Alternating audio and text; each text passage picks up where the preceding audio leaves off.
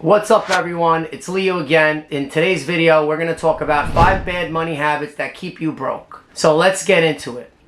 So, like I talk about saving money all the time, there's a lot of things and a lot of habits that you need to become a millionaire, and this video will help you understand it a little bit more. So number one, we want to talk about impulsive buying and not tracking finances.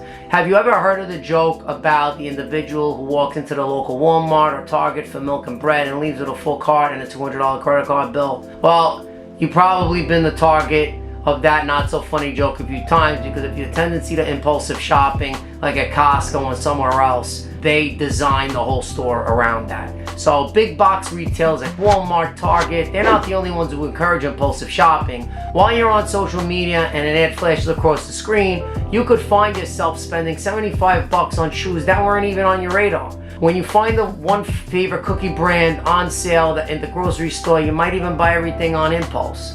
And that's the fact. People just don't know where their money goes. They just go out and they spend their money not knowing how much they have in their bank account. So, excuse my voice, I was on vacation and I lost it on the boat having too much fun in Miami. So number two, right? Buying things you can't afford. People buying boats, they're buying extravagant vacations, dining at expensive restaurants, buying cars, designer clothes, jewelry, basically things you can't afford. Even if you can, they'll put it on a credit card bill and they'll get yourself in debt. You tell a story about your personal experience, basically like what I've been doing. So the other day I met a woman who was around $40,000 in credit card debt. She was looking for answers. She started at the typical first stop for most people, her bank. She left the bank with the intention of making a $6,000 profit on the sale of her house, moving it with her in-laws for 2 months, and then purchasing a new house that would cost about $90,000 more than one she had sold. So when I posed it, she countered with an argument that had become commonplace in American thought: if the bank says I can afford it, then I don't see the problem. The issue is that many irrelevant indicators are used by people to determine their ability to pay for things. You got to think about other aspects of a purchase and how they affect your perception of affordability in addition to your income. First, there's the cash price, which is most affordable amount that's imaginable. Whether or not you divide the purchase price into payments, it's still possible that you cannot afford the upfront cost. Sadly, because you're unable to pay the cash price, it's no longer as much different as you were in the beginning. So let's talk about number three. You want to try to get rich quick.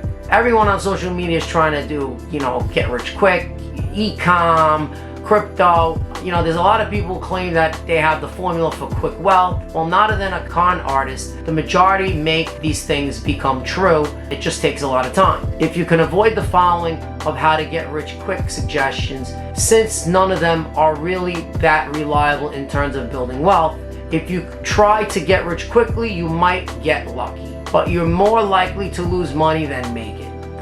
Everything takes a lot of time. Everything works. You just need time.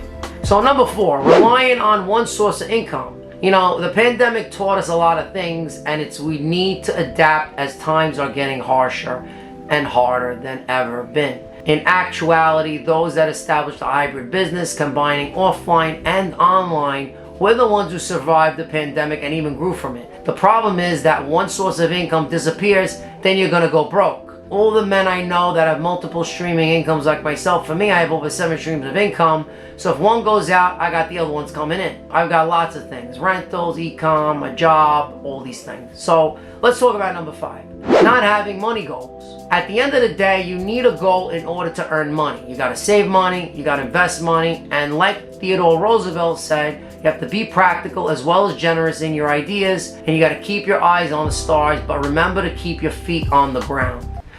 So if you have any questions regarding number 5, the 5 bad habits that I just talked about, you could send me a message, you could, DM me, do whatever you want, leave me a comment down in the description. But remember what I tell you all the time: anything that you want to achieve in life, you need to spend some time at it and eventually get to your goal. And my dad always told me it took him 20 years to become an overnight success. On that note, talk to you guys later and have a great day.